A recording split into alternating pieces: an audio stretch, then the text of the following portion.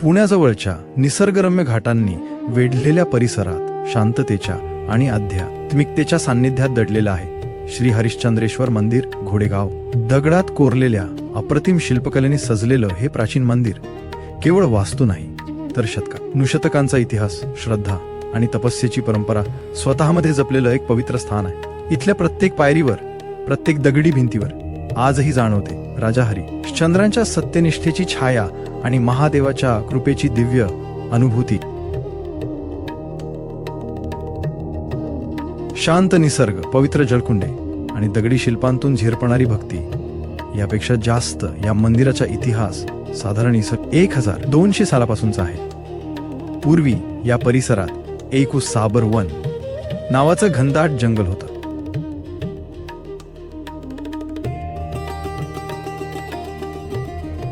मुनिवर नावाचे वृद्ध साधू एकदा भीमाशंकरकडे जात असताना येथे गुहेत विश्रांतीसाठी थांबले. अनेक वर्षांच्या तपश्चर्येनंतर भगवंताने हरिश्चंद्र नावाने येथे प्रगट होऊन भक्तांना दर्शन दिलं. शेवटी भीमाशंकर येथे प्रगट होऊन भक्तीचा प्रसार केला.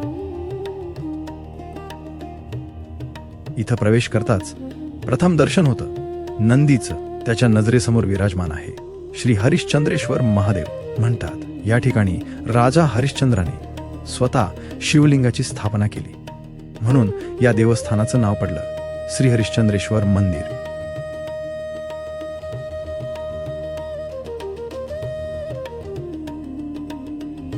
या परिसरात आजही वाहते जिवंत झरे आणि कुंड, जिथे प्रत्येक थेंबात आहे पवित्रतेचा आणि श्रद्धेचा स्पर्श. महादेवाची ही पिंडी म्हणजे केवळ शिल्प नाही, ती आहे भक्तीची प्रतिमा, सत्यनिष्ठेचं प्रतीक.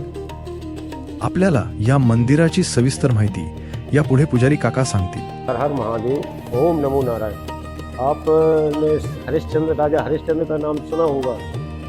सतयुग में थे राजा हरिश्चंद्र. उसी समय पे उन्होंने अपना राज दान में, स्वप्न में दान दे दिया था, और दान देकर फिर वास्तविक उन्होंने अपने पूरा राजपाट सब दान में दे के, और राजा हरिश्चंद्र और रानी तारामती दोनों जैसे दक्षिण वन में आ गए, दंडकारण्य वन में. ये दंडकारण्य वन है. यहाँ पे आकर उन्होंने तपस्या की, घनघोर तपस्या किया, और यहाँ जो स्थान आज हरिश्चंद्र महादेव के नाम से है, ये विशाल वन था, बहुत घना जंगल था. इस जंगल में आके उन्होंने एकांत में यहाँ तपस्या की. यहाँ गुफा टाइप की, गुफा के नाम से था. यहाँ कुछ नहीं था पहले, ये गांव भी नहीं था, बसा था. इसके बाद जब उन्होंने तपस्या की, घोर तपस्या करने के बाद भोलेनाथ शिव जी ने उनको साक्षात दर्शन दिए. 3 स्वरूप में दिए, ब्रह्मेश्वर ब्रह्म रूप में, हरि रूप में, और काशी विश्वनाथ जिससे भगवान भोलेनाथ के रूप में दर्शन दिए. तभी से ये स्थान का नाम ब्रह्मेश्वर महादेव, हरिश्चंद्र महादेव, और ये आपका काशी विश्वनाथ महादेव के नाम से विख्यात है.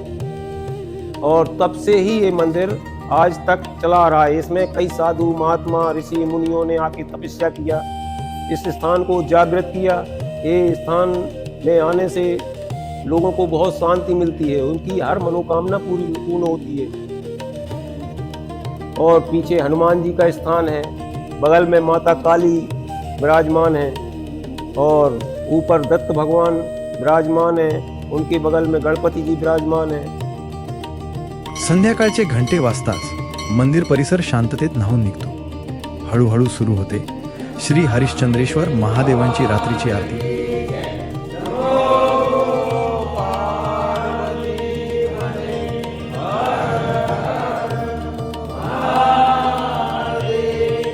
आज जीर्णोद्धारानंतर मंदिराची नव्याने सजावट झाली असली तरी या ठिकाणाचा आत्मा अजूनही तसाच पवित्र आहे.